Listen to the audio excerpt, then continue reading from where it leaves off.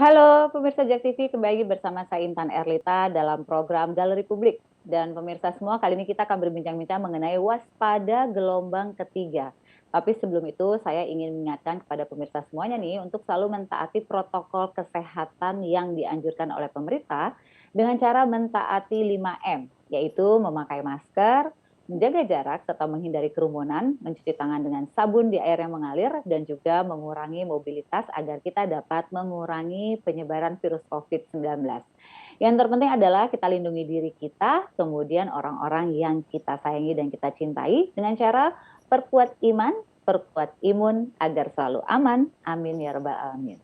Nah, pemirsa, saat ini dunia dihadapkan pada potensi ancaman gelombang ketiga pandemi COVID-19.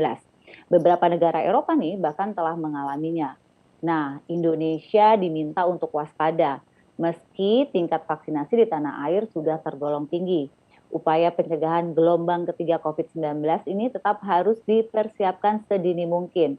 Bahkan, nah ini penting nih, pemerintah mengingatkan masyarakat agar mewaspadai gelombang ketiga pada libur panjang di akhir tahun ini. Ayo, kita harus waspada nih. Nah, untuk lebih jelasnya pemirsa, kita akan masuk ke dalam pembahasannya dan sudah bergabung bersama kita untuk membahas seputar waspada gelombang ketiga sudah ada Dr. Sony Haribe Harmadi. Beliau adalah Ketua Bidang Perubahan Perilaku Satgas Penanganan COVID-19. Apa kabar Pak Sony?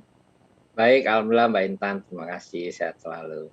Baik, kemudian juga ada Dr. Andi Khomeini Takdir SPD, Founder Junior Doctor Network GDN Indonesia, atau biasa disapa dengan Dr. Koko. Apa kabar Dr. Koko? Baik, Mbak. Alhamdulillah. Alhamdulillah sehat. Baik, saya mau bertanya dulu dengan Bapak Sony nih. Pak Sony, ini ngeri-ngeri sedap ya kalau kita bahas gelombang ketiga ya. Ini yang ditakutkan tapi mudah-mudahan nggak lewat ke Indonesia nih. Tapi kira-kira himbauan apa sih yang sedang diupayakan oleh pemerintah untuk menekan gelombang ketiga COVID ini, Pak Sony? Ya Mbak Intan, yang pertama pertanyaannya adalah apakah mungkin gelombang ketiga terjadi? Ya, jawabannya adalah mungkin. Kita belajar dari pengalaman sebelumnya bahwa lonjakan kasus itu terjadi pasca libur Natal dan Tahun Baru. Ya. Tahun 2020 lalu, kasus kita tuh naik 398% atau hampir 4 kali lipat ya dalam waktu 13 minggu. Jadi kalau kita lihat pada awal November itu kasusnya sekitar 3 ribuan, lalu kemudian tiba-tiba meningkat di awal Februari itu sampai ke angka 13.000. Jadi dari 3.000 kasus menjadi 13.000 akibat terjadinya lonjakan mobilitas. Ya. Nah, karenanya kita harus waspada bahwa ada kemungkinan terjadinya gelombang ketiga. Nah, yang paling penting adalah apa yang harus dilakukan. Pertama adalah patuhi protokol kesehatan. Selama kita belum mencapai herd immunity, ya target vaksinasi kita belum tercapai, semua harus pakai masker, jaga jarak, cuci tangan, jangan berkerumun. Ya. Terus kemudian yang kedua, ayo cepat vaksin untuk mereka yang sudah punya kesempatan. Sekarang per hari ini sudah 218 juta orang yang divaksin di Indonesia dan jumlah ini sangat banyak. Pada tanggal 21 Oktober lalu kita mencapai rekor ya, dalam satu hari kita berhasil menyuntikkan terhadap 2,4 juta orang ya, jadi 2,4 juta orang divaksin dalam waktu satu hari. Jadi vaksinasi ini bisa menghindarkan dari risiko kesakitan dan juga kematian. Oleh karenanya selama kasus kita masih rendah strolling ini kita percepat program vaksinasi sembari masyarakat semuanya tetap mematuhi protokol kesehatan. Ya, gitu. Betul sekali. Jadi kalau kita bisa katakan pencapaian masyarakat Indonesia untuk angka vaksin sudah sesuai dengan harapan pemerintah belum, Pak Sony? Iya, bagus sekali. Bahkan kami juga sangat sangat senang dengan capaian yang ada. Untuk yang dosis lengkap memang sekitar 86,3 juta orang yang sudah divaksin. Target kita kan setidaknya 50% lah ya dosis lengkap. Jadi kita masih punya target sekitar 18 juta orang lagi minimal yang harus kira-kira 22 juta lagi yang harus disuntikkan dosis lengkap ya minimal. Kalau kita bisa capai itu dalam 45 hari ke depan, saya yakin insya Allah ini akan lebih baik lagi. Baik. Ini benar yang dikatakan oleh Pak Sony nih pemirsa nih, bahwa kita harus mengambil dari kasus yang kemarin ya Pak Sony ya, di mana kenaikan tingkat dari penyebaran virus COVID-19 ini terjadi di liburan akhir tahun ya. Nah jangan sampai kita mengulang hal yang sama, tentu ini saatnya kita untuk sama-sama berpegangan tangan, untuk saling berpegangan, agar gelombang ketiga ini nggak akan pernah terjadi di Indonesia. Harapannya seperti itu ya Pak Sony ya. Kemudian mungkin ini saya akan bertanya kepada Dokter Koko. Dokter Koko, menurut dokter gimana nih dengan angka positif COVID-19 nih? Karena kan ada yang viral-viral nih dok nih, coba saya diluruskan, bener nggak katanya Wisma Atlet ini udah mulai penuh lagi? Biasa nih yang nyebarin berita suka bikin psikis deg-degan aja ya. Terus kira-kira kalau memang angkanya bagus ya, bisa nggak sih dipertahankan agar kita di posisi yang kayak sekarang nih udah nyaman banget di tengah-tengah pandemi kayak gini, tapi penularan sudah berkurang. Gimana dokter? Baik, terima kasih Mbak Intan. Jadi kalau kami sendiri ya, saya sendiri ikut merawat pasien di Wisma Atlet sekitar 2 bulan menjelang 3 bulan ini kita itu cukup bisa menghandle karena jumlah pasien itu ya masuk akal.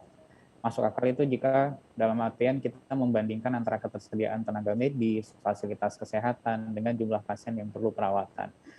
Kita dalam kurun waktu 1-2 bulan ini itu rata-rata merawat sekitar 200-an pasien per hari. Beberapa waktu sempat di bawah itu, kadang-kadang ada sedikit di atasnya, dan ada yang pulang, ada yang masuk lagi kan ya.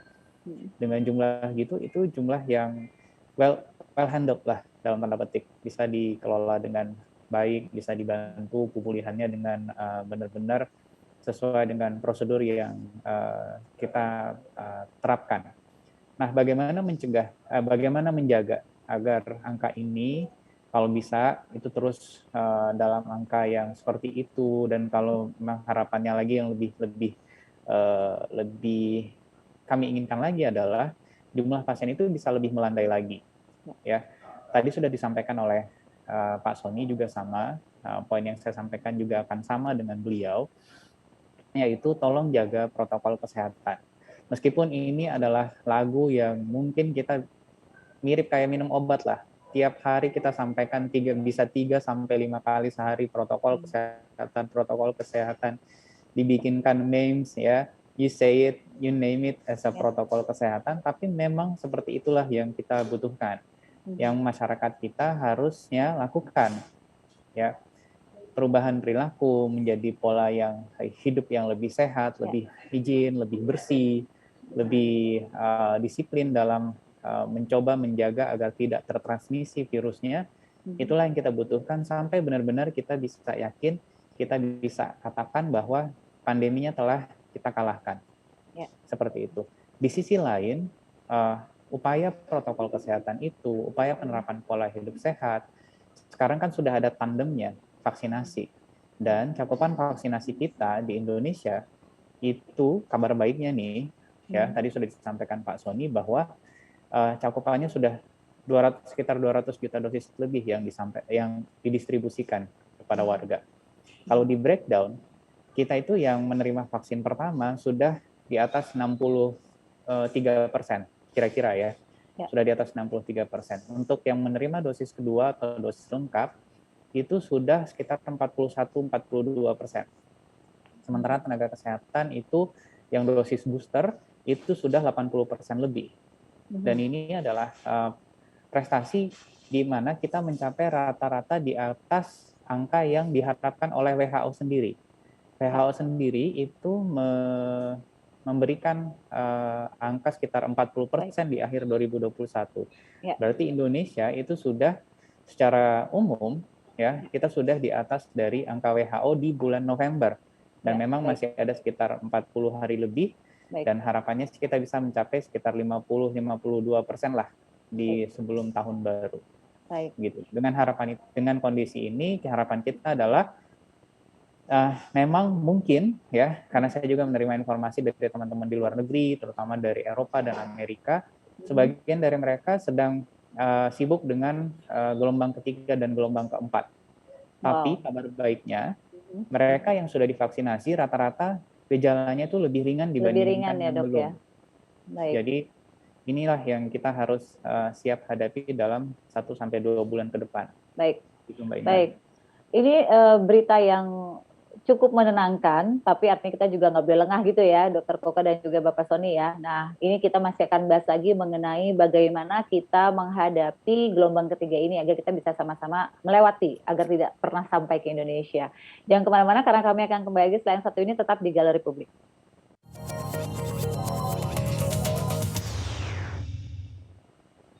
Kembali lagi di Galeri Publik dan kita membahas mengenai waspada gelombang ketiga. Gelombang ketiga ini memang menjadi sebuah momok menakutkan yang baru lagi nih. Tapi kalau kita bisa waspada, kemudian kita bisa bergandengan tangan dan tetap melaksanakan prokes seperti yang dianjurkan oleh pemerintah, insya Allah kita bisa melewatinya sama-sama. Nah, sekarang kita akan membahas lagi kepada Bapak Sony nih. Pak Sony, kebiasaan masyarakat Indonesia sekarang kan udah oke ya, udah mulai pada vaksin, kesadarannya juga tinggi, memakai maskernya juga saya lihat udah mulai semua merata gitu ya. Kalau seperti ini terus berlangsung, bisa nggak sih ini kasus makin lama turun-menurun dan bahkan nggak pernah ada gelombang ketiga, keempat yang sampai ke Indonesia? Menurut Pak Sony gimana? Ya, jadi yang pertama memang kita harus beresin negara kita ya, mempertahankan capaian yang sudah sangat baik, kinerja yang sangat baik ya, bantuin Dokter Koko dan teman-teman nih supaya nggak kewalahan di rumah sakit. Kita sudah berhasil menekan kasus di bawah 1.000 kasus per hari itu dalam waktu 1 bulan terakhir, ya lebih dari 1 bulan terakhir. Nah, kemudian juga kalau kita lihat rekomendasi WHO, kasus yang sudah dikatakan terkendali apabila 10 kasus per 1 juta penduduk. Ya, kalau penduduk Indonesia 270 juta berarti WHO mensyaratkan maksimal kita boleh ada kasus 2.700. Dikatakan bahwa Indonesia terkendali dan kita jauh dari itu, sangat baik ya.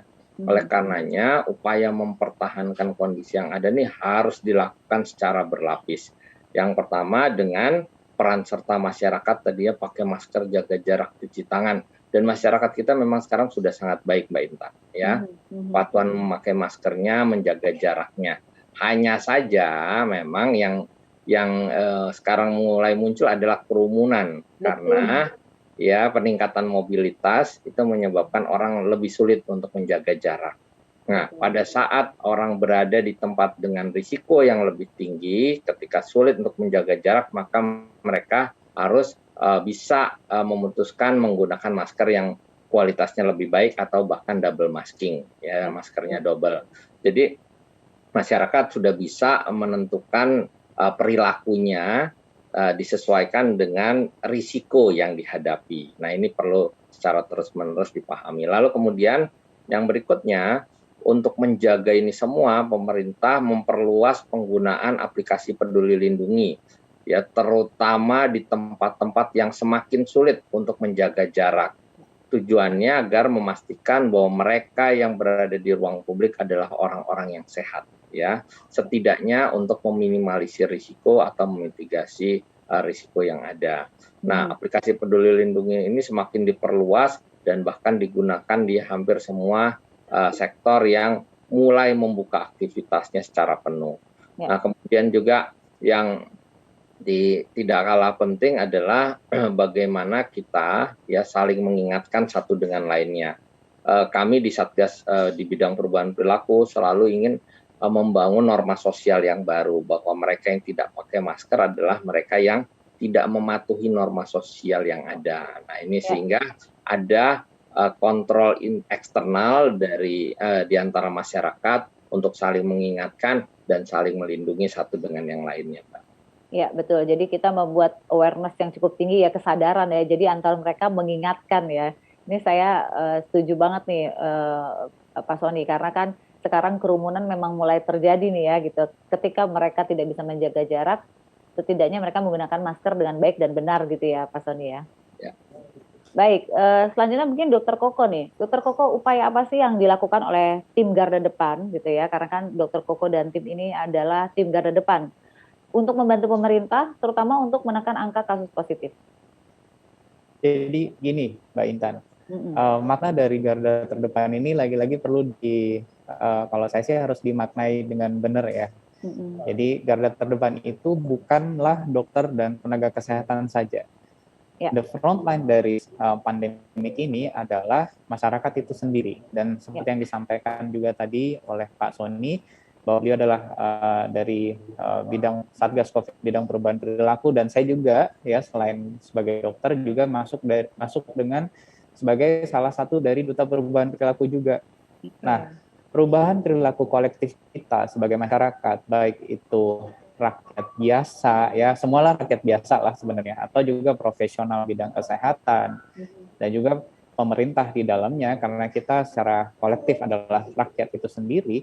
Semakin banyak yang menerapkan protokol kesehatan dan saling mengingatkan mengenai pentingnya menggunakan masker di tempat umum, menjaga jarak, menjaga kebersihan, ventilasi udara yang terbuka, ya. Kemudian bagaimana itu kita berolahraga, menjaga kebugaran dan lain sebagainya, itu akan saling melengkapi. Kalau bentengnya semakin tebal, maka musuh kita itu akan sulit untuk menembus, akan sulit untuk merusak daya tahan kita. Daya tahan kita baik secara personal dan juga secara kolektif. Maka penting untuk semua tetap saling jaga, tetap saling mengingatkan, tetap saling support ya.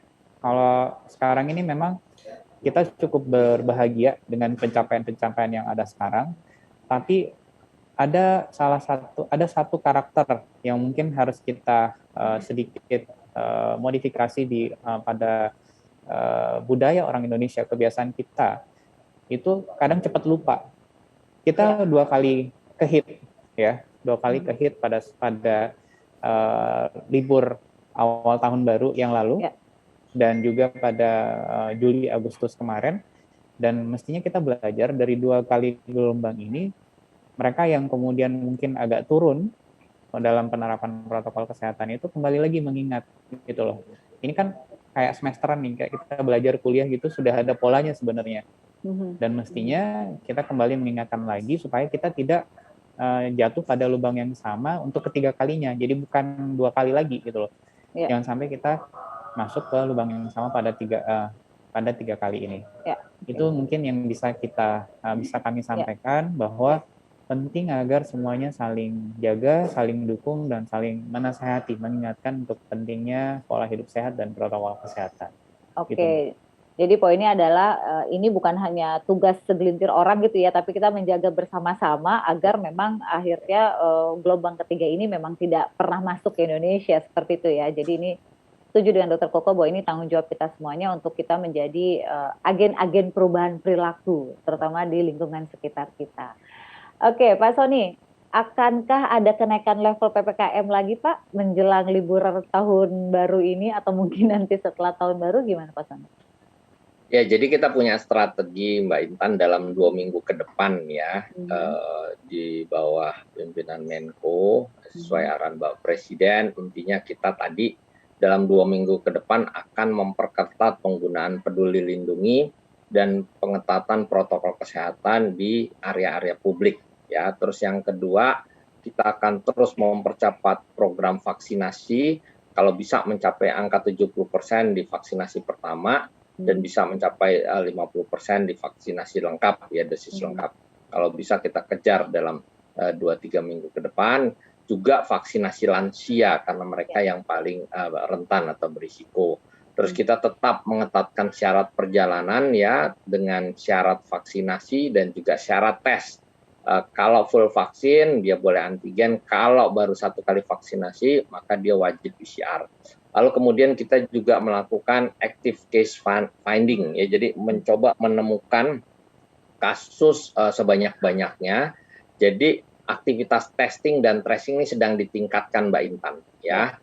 Begitu dapat, kita langsung masukkan mereka ke isolasi terpusat bagi mereka yang positif ya. Kalau misalkan bergejala, tentunya langsung dirujuk ke rumah sakit rujukan.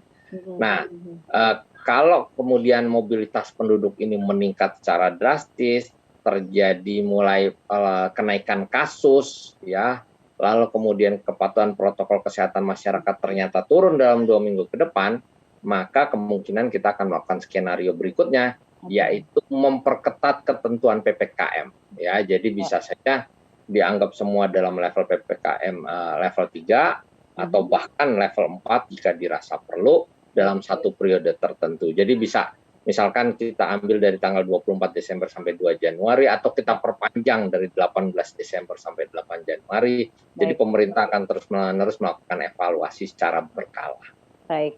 Jadi sudah ada langkah-langkah ya, bahkan sudah ada strategi 1, 2, dan 3 gitu ya, bagaimana supaya nanti bisa turut mencegah nih gelombang ketiga ini ya, karena mengingat akhir tahun ini agak krusial ya Pak Sony ya, karena memang itu adalah libur panjang. Baik pemirsa, jangan kemana-mana, karena setelah yang satu ini kami masih akan kembali lagi, tetap di Galeri Publik.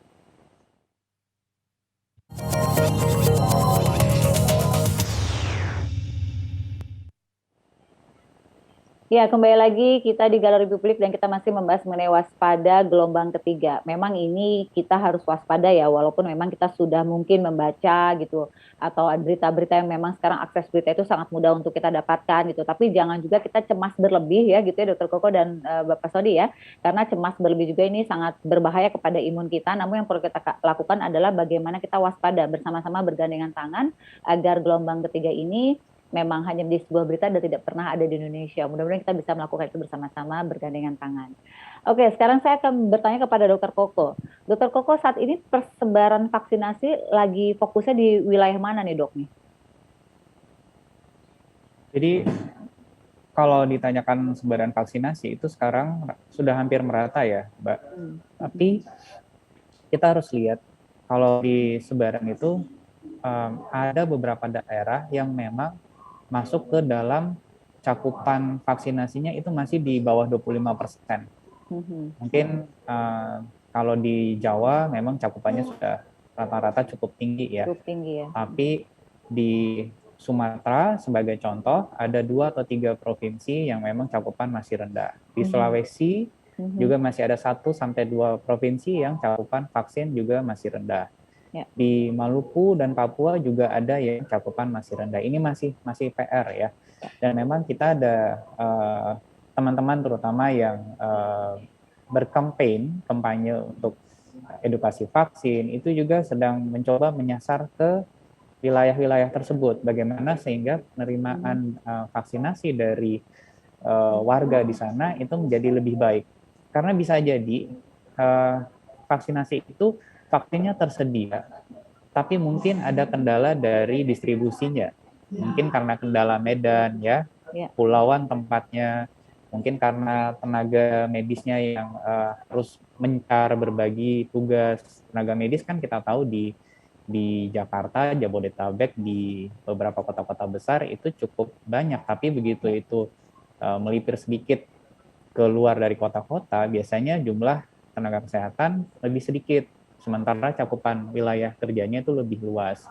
Dan juga masih ada PR juga dengan di sebagian kantong-kantong di komunitas-komunitas tertentu yang menstigmakan vaksin itu masih belumlah cukup sesuai untuk masuk ke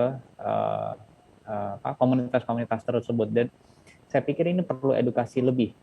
Ya. Itu kalau kita lihat ya. Secara umum, lagi-lagi secara nasional kita angkanya sudah di atas WHO, di atas yang diharapkan WHO, tapi itu tadi masih ada sekitar 5 atau 6 provinsi itu di bawah 25%. Dan ini yang saya pikir kita harus gaspol edukasi ke sana. Ya, baik. Nah, untuk Pak Sony sendiri, sudah sampai sejauh mana sih upaya dari tim Satgas COVID-19 nih untuk menyalurkan vaksinasi di Indonesia? Terutama mungkin tadi yang Dokter Koko katakan tuh yang daerah-daerahnya masih kesadaran untuk vaksinnya kecil gitu, terkendala akan mungkin kesadaran masyarakatnya atau terbatasnya nakes di sana. Bagaimana Pak Sony? Ya, jadi sebetulnya program vaksinasi ini ada di Kementerian Kesehatan, kami mendukung di Satgas ya.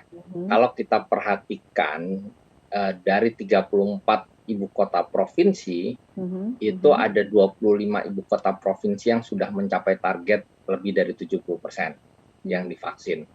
Nah, masih ada 9 ibu kota provinsi. Kan kita bicara kalau ibu kota saja belum beres, apalagi daerah lainnya. Nah, masih ada 9 ibu kota provinsi yang belum mencapai target, yaitu seingat saya ya, di Kota Samarinda, Kalimantan Timur, Kabupaten Bulungan, Kalimantan Utara, Kota Bengkulu, terus kemudian Banjarmasin ya, terus Gorontalo, Kota Padang, Kabupaten Manokwari, Kabupaten Manokwari, Kota Ternate, dan Kabupaten Mamuju di Sulawesi Barat. Jadi 9 ibu kota provinsi tadi belum mencapai target 70%, dan kami terus ya, salah satu yang kami minta kepada teman-teman Duta Perubahan Perilaku di lapangan yang jumlahnya sekarang sudah 129.000, salah satunya adalah Dr. Koko ini adalah mengajak masyarakat untuk ayo pakai masker, ayo cepat vaksin.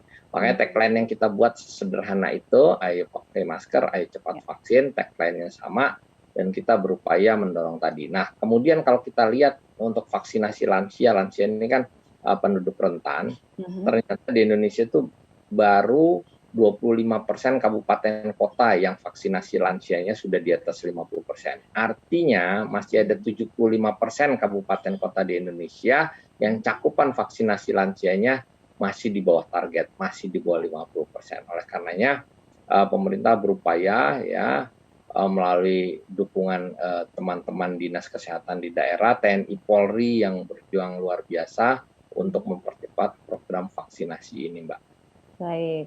Jadi butuh ini juga ya, banyak sekali hal-hal atau orang-orang yang terkait ya, Pak Sony ya, untuk bisa memang agar semua masyarakat Indonesia setidaknya mencapai target jumlah yang divaksinasi tadi gitu ya, Pak Sony ya. Ya. Nah, Pak Sony ini menarik nih, beberapa daerah kan kita lihat sudah mulai longgar prokesnya gitu ya. Nah, kira-kira upayanya apa nih yang diusahakan oleh tim Satgas COVID-19 untuk wilayah-wilayah atau mungkin tempat-tempat yang kita lihat sudah mulai agak longgar prokesnya? Ya, jadi kami senantiasa mengingatkan teman-teman di Satgas daerah ya, bahwa kita boleh beraktivitas ya, dengan kondisi yang ada, itu masyarakat boleh beraktivitas tapi dengan kepatuhan protokol kesehatan yang semakin ketat. Ya, Jadi Satgas daerah punya peran di sana untuk mengingatkan dan bahkan menerapkan sanksi bagi mereka yang melanggar, kira-kira gitu. Jadi memang kalau kita perhatikan ada penurunan kepatuhan protokol kesehatan, tapi dalam 2 minggu terakhir, Mbak Intan, kami itu mendorong betul peningkatan karena jumlah kabupaten kota yang kepatuhannya di bawah 60% tuh terus meningkat sebetulnya sebulan. Tapi dalam 2 minggu terakhir kami genjot dan ternyata alhamdulillah sekarang mulai naik lagi, membaik lagi. Iya, mulai membaik lagi. Jadi artinya memang masyarakat kita itu memang harus diawasi selalu ya Pak Sony ya. Artinya ketika untuk menemukan kesadaran itu kan memang tidak mudah gitu ya. Tapi artinya memang ketika sudah mulai terlihat masyarakat mulai longgar, disitulah tim Satgas dari Satgas COVID-19 ini turun untuk kembali mengingatkan ya. Karena ketika sudah mulai turun, maka masyarakat ketat kembali dengan prokesnya, seperti itu ya. Baik, Pak Sony, mungkin ini kembali ke Pak Sony sebelum saya mau bertanya sama Dr. Koko, tapi Pak Sony boleh infokan gini, wilayah mana sih Pak yang menjadi ancaman terbesar gelombang ketiga COVID-19 ini?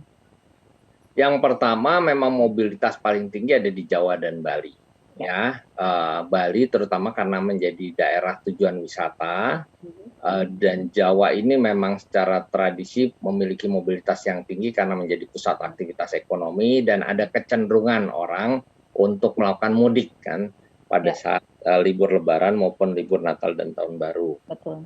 Nah, Jawa dan Bali ini punya kecenderungan. Terus yang kedua adalah entry point kita. Entry point kita itu adalah di Medan, Kuala Namu, ya, terus kemudian juga di Kepulauan Riau, di Batam, Bintan, lalu kemudian entry point kita di Sulawesi Utara dan juga Kalimantan Barat. Baik. Jadi bisa dikatakan daerah-daerah tersebut yang memang mungkin harus lebih waspada ya untuk kedatangan dari gelombang ketiga COVID-19. Oke, setelah ini saya akan berbincang-bincang dengan Dr. Koko, tapi tahan dulu karena kami akan kembali setelah yang satu ini tetap di Galeri Publik.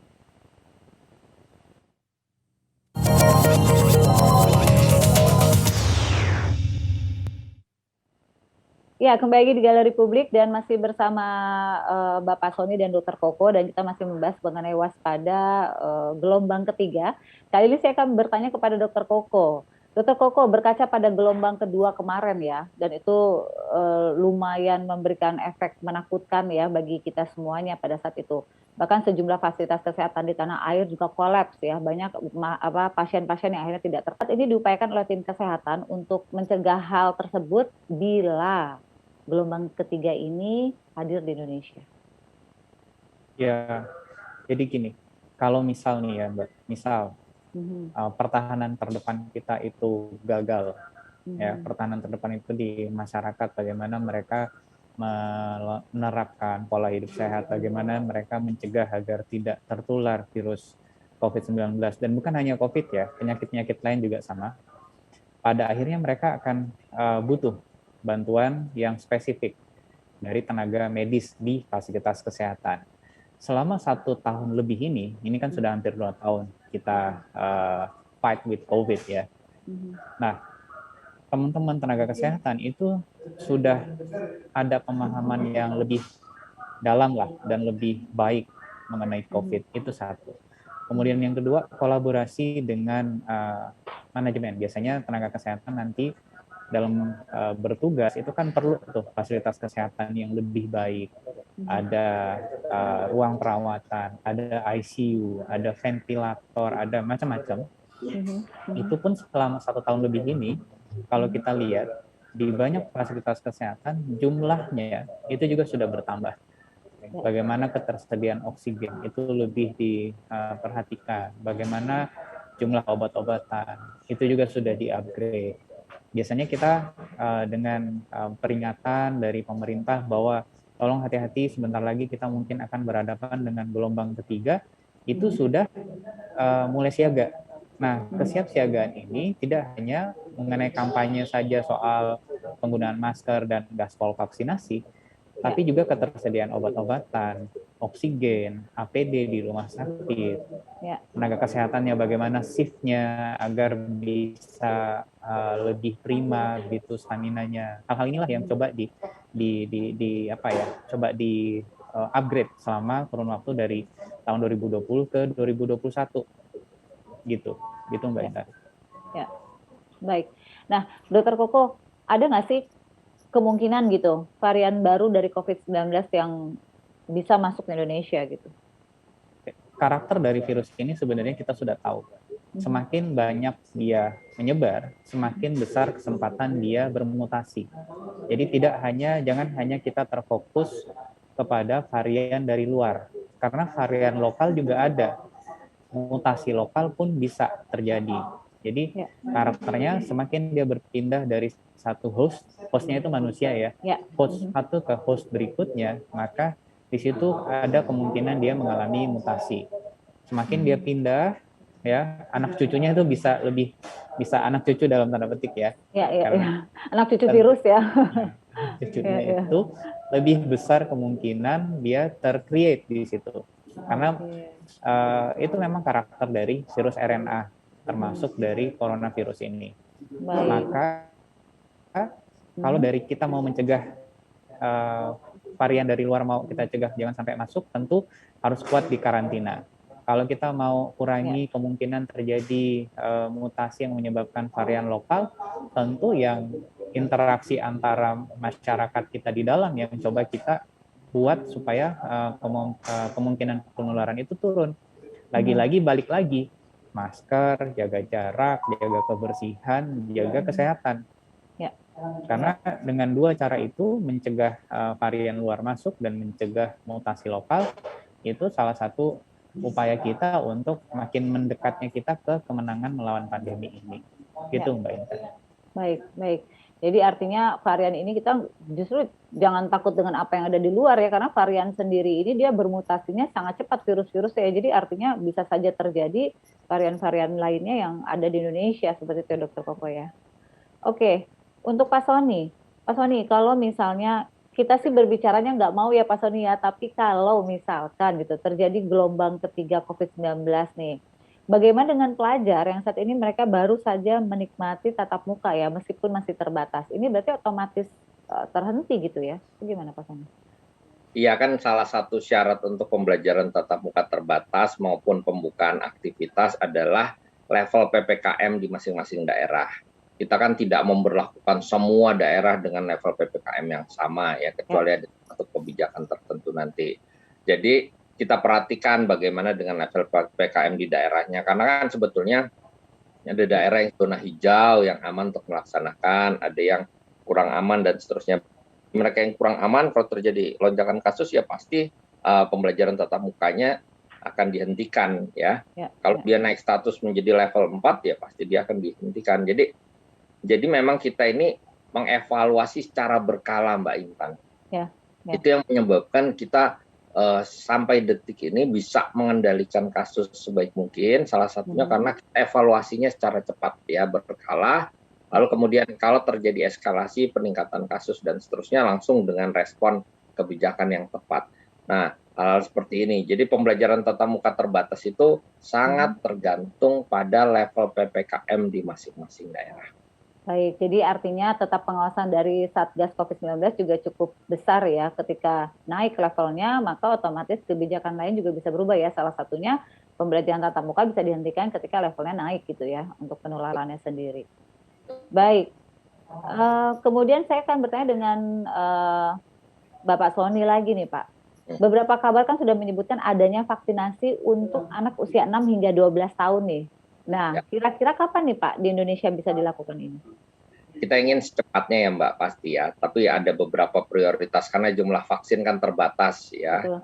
Walaupun kita bersyukur bahwa udah lebih dari 300 juta dosis vaksin yang datang, tetapi kan tetap ada skala prioritas. Jadi kita mengejar target 50% penduduk yang sudah divaksinasi secara full ya.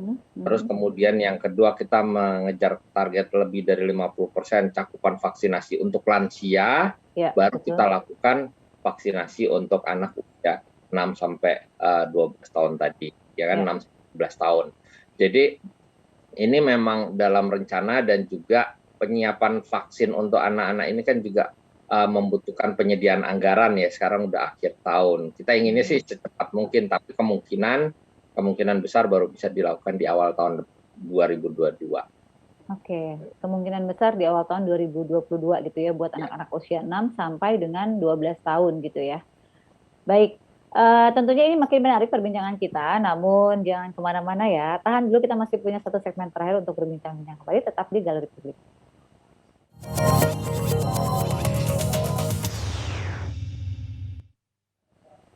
Iya, kita kembali lagi di Galeri Publik dan ini adalah segmen terakhir kita untuk membahas mengenai waspada gelombang ketiga. Walaupun memang ini belum tentu terjadi di Indonesia dan harapannya seperti itu ya. Tapi tentu kita harus tetap waspada dan tetap kita harus menyadari bahwa ini tidak akan pernah berhasil kalau tidak ada sinergi antara semua pihak-pihak terkait dan seluruh masyarakat Indonesia termasuk diri kita sendiri.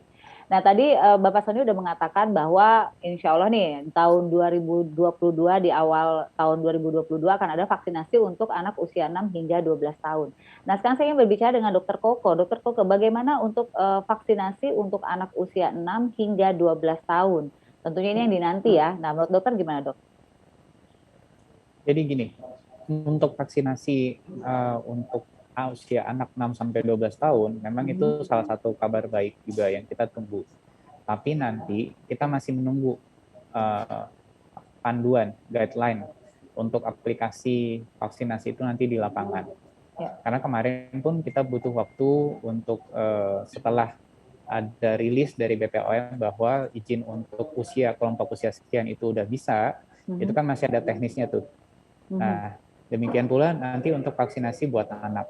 Ini juga nanti menunggu rekomendasi dari Ikatan Dokter Anak Indonesia, itu satu.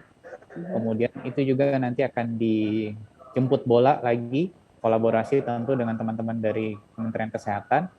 Nah, nanti kalau panduannya sudah rilis dari Kementerian Kesehatan, barulah kami-kami yang yang in touch langsung dengan pasien dan dengan warga, itu akan menjalankan panduan vaksinasi tersebut.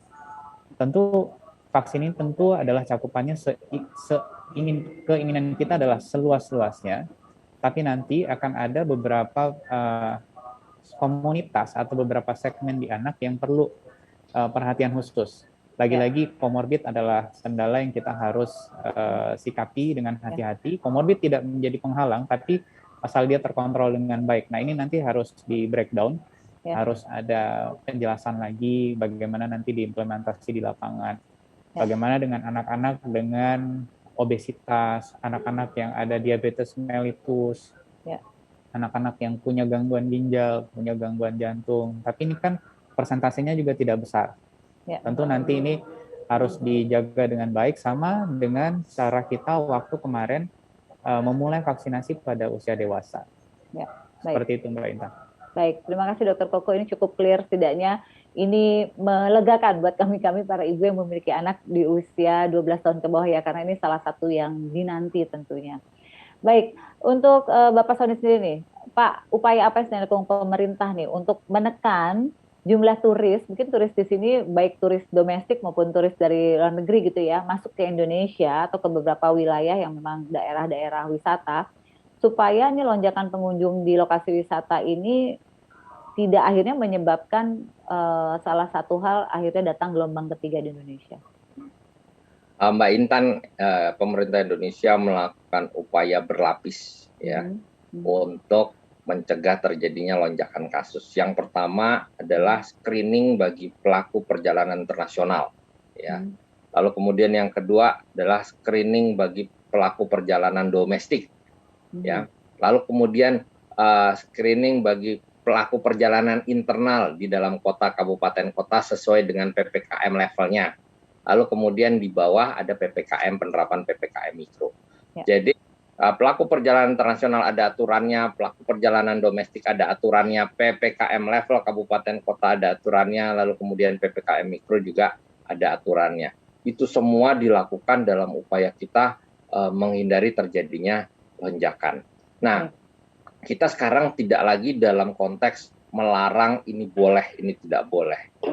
Paling penting adalah kita ingin berjalan beriringan antara penanganan COVID-19 dengan pemulihan ekonomi. Oleh karenanya, pembukaan aktivitas tadi dilakukan secara hati-hati, ya, secara hati-hati dan bertahap. Nah, makanya negara yang boleh masuk ke Indonesia pun baru 19 negara dengan syarat memang mereka memiliki kemampuan penanganan COVID-19 yang sudah sangat baik, kinerja positivity rate-nya sudah sangat baik. Ya, makanya nggak semua negara diperbolehkan masuk ke Indonesia. Lalu kemudian kita juga memastikan bahwa penerapan protokol kesehatan itu dilakukan secara ketat. Belajar dari pengalaman negara lain, ketika mereka melonggarkan aktivitas, diikuti pelonggaran protokol kesehatan, terjadi lonjakan kasus. Ketika mereka mengalami penurunan kasus, terus kemudian diikuti dengan penurunan testing, terjadi lonjakan kasus. Belajar dari situ, pelonggaran aktivitas di Indonesia diikuti oleh pengetatan protokol kesehatan. Penurunan kasus terkonfirmasi positif di Indonesia diikuti dengan peningkatan testing. Bahkan 2 hari yang lalu testing kita 195.000. Kemarin testing kita 193.000 dalam 1 hari. Ya. Rekomendasi WHO adalah 1/1 juta penduduk. Berarti dalam 1 minggu ya kira-kira rekomendasinya adalah 270.000 orang dites. Nah, kalau kita dalam 1 hari 195.000 kan jauh melampaui itu. Betul. Jadi memang itu langkah-langkah yang dilakukan oleh pemerintah. Jadi langkah-langkah preventif dari pemerintah juga cukup terlihat clear ketika akhirnya memang untuk menghadapi juga libur akhir tahun nanti ya, baik turis-turis dari luar negeri yang datang ke Indonesia maupun turis-turis lokal yang memang ingin berkunjung ke daerah-daerah wisata. Ya, baik, Dokter Koko, mungkin ada himbauan yang ingin diberikan Dokter Koko kepada masyarakat Indonesia terkait kita waspada terhadap gelombang ketiga ini. Silakan Dokter. Kalau himbauan mungkin saya rangkum dalam 5 poin aja ya. Pertama, kita bersyukur karena kondisi yang kita alami sekarang itu sudah lebih baik dibandingkan tahun lalu. Paskes sudah lebih siap, nakes juga insya Allah sudah lebih siap ya, itu pertama. Yang kedua, frontline-nya tetaplah kita semua. Jadi masyarakat dari Sabang sampai Merauke, dari Miangas sampai Rote, itu kita frontline-nya. Frontline-nya mesti ngapain? Itu poin ketiga.